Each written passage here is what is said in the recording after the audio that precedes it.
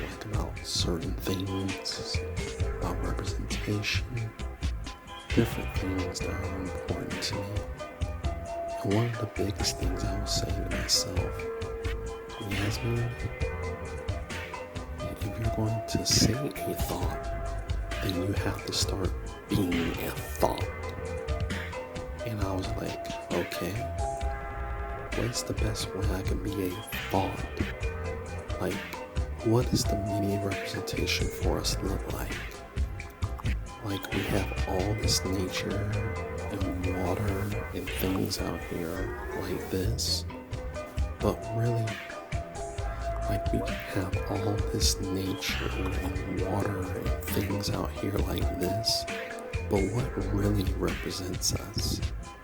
What does cross-dressing media really supposed to look like? Is it just pornography?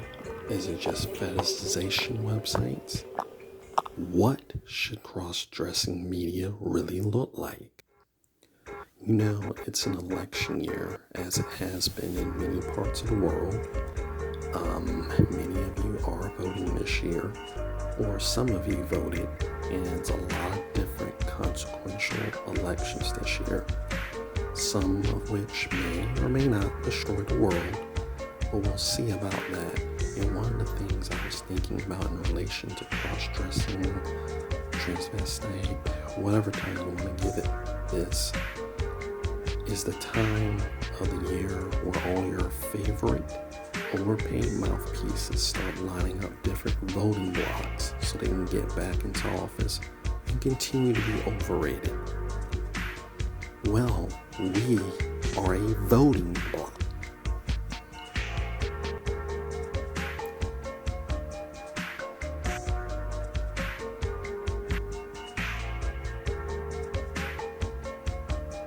And what I mean by voting block is every network, every internet platform does stuff by viewership. Clicks we all know that make YouTube and any other website that's trying to make money off of commercial real estate. We are a voting block, but more importantly, we are a consumer block. Like, we are the biggest block of consumers and viewers in the entire planet.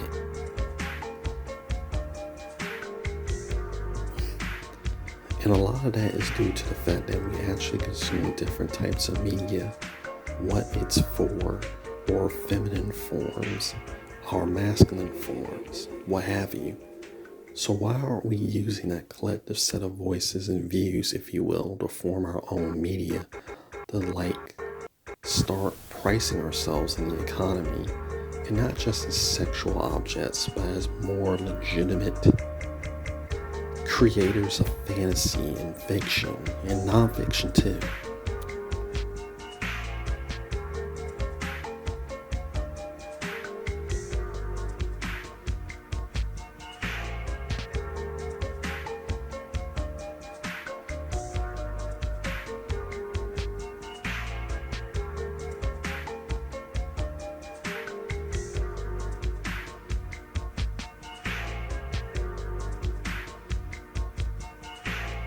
Now, don't get me wrong, I believe in being slutty as any CD out there.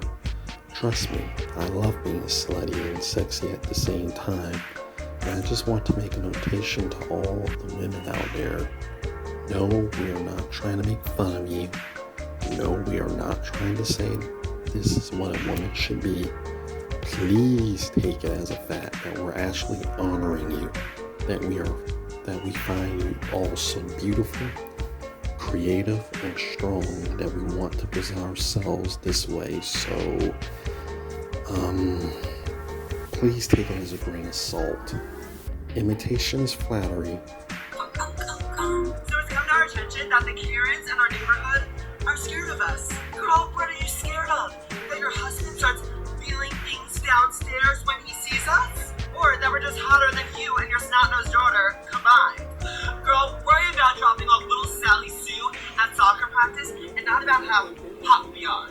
Trying to be a woman I'm not shouting about pronouns. I'm just talking about fair representation in the media, like legitimate representation in the media. Like there's so many different channels and niches for everyone out there, from hunting to cooking. And there's multiple forms of it. Take a political party and you're going to see multiple versions of it. But when it comes to us as an overall cross-dressers, there isn't any representation in the media. I mean, there's a lot of bad pornography out there, but there really isn't any legitimate representation.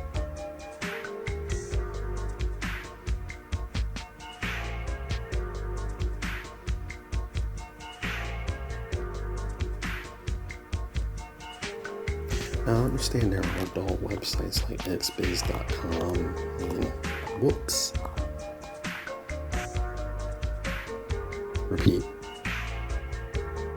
Now, I understand that there are adult websites like xbiz.com and Whoops. Yeah, adult websites that kind of show stuff like this. So, sorry about that. But yes, I understand there are sites out there like xbiz.com that talk about that 2020 was transformative for the adult industry in terms of transgender videos and content and subscribers and acknowledgement. But many of us are really... Repeat. So sorry about that. But yes, I understand there are sites out there like xbiz.com that talk about that 2020 was transformative for the adult industry in terms of transgender videos and content and subscribers and acknowledgement. But are any of us really benefiting from that? Like those of us who haven't transitioned, have we gained anything from all that at all? Because I don't think we are. And that kind of sucks. And I'll give you another example.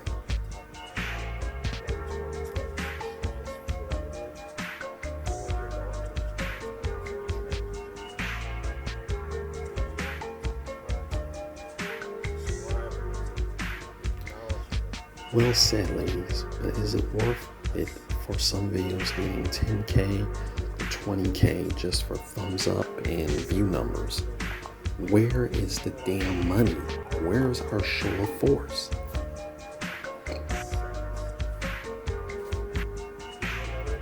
And you see what happened to her. When you see what Instagram did to her, you see people getting canceled left and right. But you have other people acting like a bunch of shitheads and getting blind into mob mentality and getting checks left and right. Pushed her out. You got folks getting canceled left and right, and all they are getting are backers from mob mentality and a check to cause more shit.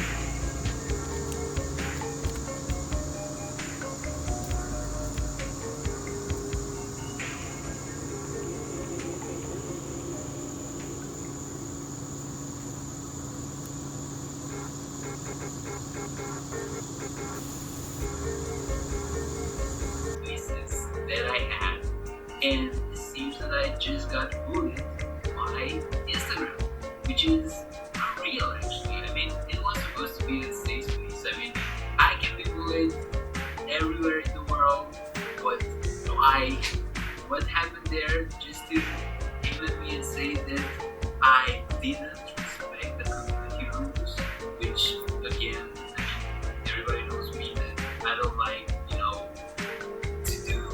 sexual stuff, and this is not my style. I mean, I don't know what are those community guidelines that I didn't respect. And you see what happened to her. You see what Instagram did to her. You see people getting canceled left and right. But you have other people acting like a bunch of shitheads and buying into mob mentality and getting checks left and right.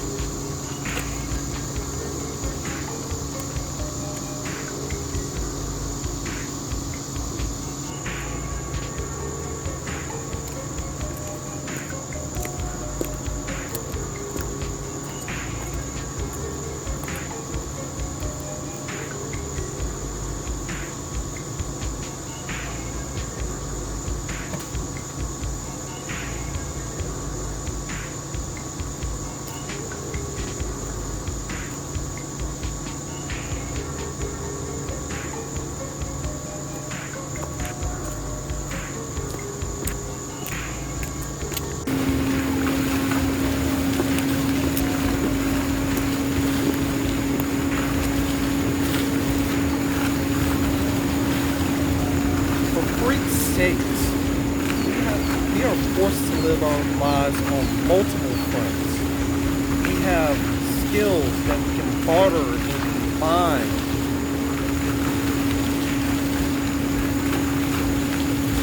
It just doesn't make sense that we make so little money. Where is our money?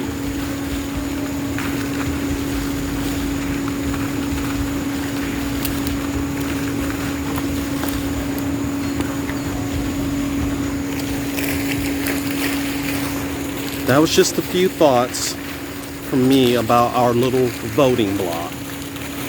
And by the way, for all the admirers, haters, / future lovers, and curious others, watch this video and tell me you're not drawn to it. Hashtag M2F Media. Bye-bye.